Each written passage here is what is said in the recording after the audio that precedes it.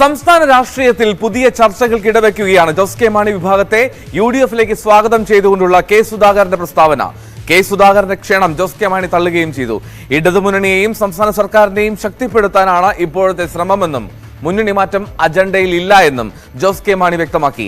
തന്റെ മുൻഗാമികൾ തെറ്റ് ചെയ്തെന്ന് KPCC അധ്യക്ഷൻ തിരിച്ചറിഞ്ഞുവെന്നും ജോസ് കെ മാണി ന്യൂസ് 18 പ്രതികരിച്ചു.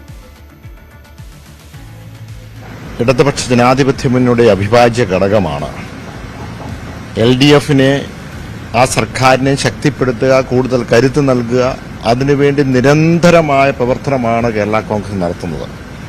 അതുകൊണ്ട് തന്നെ ഇപ്രകാരമുള്ള അഭിപ്രായ പ്രകടനത്തിന് കേരള രാഷ്ട്രീയത്തിൽ ഒരു പ്രസക്തിയുമില്ല. ഒരു കാര്യം കൂടി, ഇപ്പോഴെങ്കിലും അവർക്ക് ഇത് ബോധ്യപ്പെട്ടു എന്ന് തോന്നുന്നുണ്ട്. കാരണം കേരള കോൺഗ്രസ് ഇല്ലാതെ മധ്യ കേരളം പിടിക്കാൻ പറ്റില്ല എന്നാണ് പറയുന്നത്.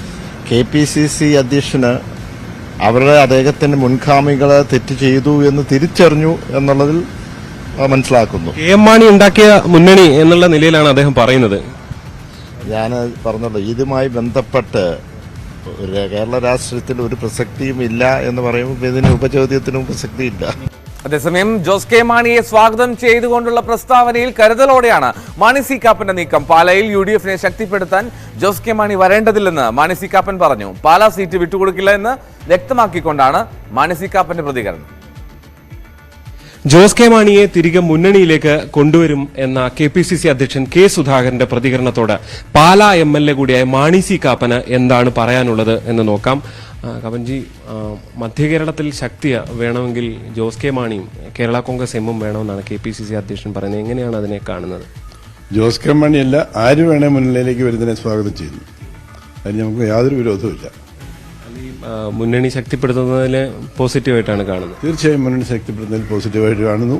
എന്നുവെച്ചാൽ പാലാ വേണമെന്ന് പറഞ്ഞിട്ട് പോരണ്ട, അത് മാത്രമേ ഉള്ളൂ. അത് പാല ഒഴിച്ചു നിർത്തിയുള്ള ചർച്ചകൾ മതി എന്നുള്ളതാണ്. എന്നുള്ളത് തന്നെയാണ്. മറ്റ് ഓപ്ഷൻസ്, മറ്റ് സംവിധാനങ്ങൾ, സ്ഥാനങ്ങളൊക്കെ ഇത്തരം ചർച്ചകളുടെ ഭാഗമായിട്ട് വരില്ല. അത്തരം ചർച്ചകൾക്കൊന്നുമില്ല. ഇല്ല, അത്തരം സ്ഥാനമാനങ്ങളില്ലല്ലോ. അതൊക്കെ കോൺഗ്രസിന്റെ പാർട്ടി, ഞങ്ങൾക്ക് ഞങ്ങളുടെ പാർട്ടി, ജോസ് കെ മാണിക്ക് ജോസ് കെ മാണിയുടെ പാർട്ടി, അങ്ങനെയല്ലേ. മധ്യ കേരളത്തിൽ കേരള കോൺഗ്രസ് എം വന്നാലേ മുന്നോട്ട് പോകാൻ UDFന് കഴിയൂ, അങ്ങനെ തോന്നുന്നുണ്ടോ? അങ്ങനെ അവർ കണക്കൂട്ടുന്നുണ്ടെങ്കിൽ കൂട്ടിക്കോട്ടെ. അതിലൊന്നും നമുക്ക് കൂടുതൽ അഭിപ്രായങ്ങളൊന്നുമില്ല. എനിക്ക് യാതൊരു അഭിപ്രായ വ്യത്യാസങ്ങളുമില്ല. പാലായിൽ ജോസ് കെ മാണി വിഭാഗം വികസന പ്രവർത്തനങ്ങൾ തടസ്സപ്പെടുത്തുന്നു എന്നൊക്കെയുള്ള ആരോപണങ്ങളാണ് താങ്കൾ മുന്നേ ഉന്നയിച്ച് കഴിഞ്ഞ ദിവസം ഉന്നയിച്ചത്. അപ്പോൾ അത്തരത്തിൽ ഒരു പരിധിവരെ വികസനത്തെ തടസ്സപ്പെടുത്തുന്ന ശത്രുതാപരമായ നിലപാട് സ്വീകരിക്കുന്ന ഒരു പാർട്ടി കൂടിയാണ് അവർ എന്നല്ലേ അഭിപ്രായം? അല്ല, അതിന്റെ കാരണം അതല്ല. എനിക്ക് മുമ്പുണ്ടായിരുന്ന മന്ത്രിയുമായിരുന്ന മാണി സാറ് നഗര കേന്ദ്രീകൃതമായ വികസനം മാത്രമാണ് നടത്തിയത്. ഞാനത് ഗ്രാമങ്ങളിലേക്ക് ആ വികസനം നടത്തിയപ്പോൾ ആ ഗ്രാമങ്ങളിലുള്ള വോട്ടുകൾ വർദ്ധിച്ചത് ക്ഷീണമാകും എന്ന് തോന്നിയതുകൊണ്ടാണ് ഗ്രാമങ്ങളിലേക്കുള്ള വികസനം തടയാൻ MLA ഫണ്ട് ഉപയോഗിക്കരുത് എന്നുള്ളതിനെ കൊണ്ട് മാത്രം. ഇപ്പോൾ കടപ്പുഴ പാലം എന്നതിൽ ഞാൻ പാലത്തിന് MLA ഫണ്ടിൽ നിന്ന് 4 കോടി രൂപ അനുവദിച്ചു. അപ്പം അത്തരം ചില ക്ഷുദ്രപ്രവൃത്തികൾ അവരുടെ കയ്യിലുണ്ട്. എന്തായാലും UDF പാലയെ ശക്തിപ്പെടുത്താൻ വേണ്ടി ജോസ് കെ മാണിയെ കൊണ്ടുവരണമെന്നില്ല. അത് ജോസ് കെ മാണി എന്നല്ല, വേറെ ആരും വേണമെന്നില്ല. അത് ഞങ്ങൾ ജയിച്ചോളാം. എന്തായാലും മാണി സി കാപ്പന്റെ നിലപാട് അത് തന്നെയാണ്.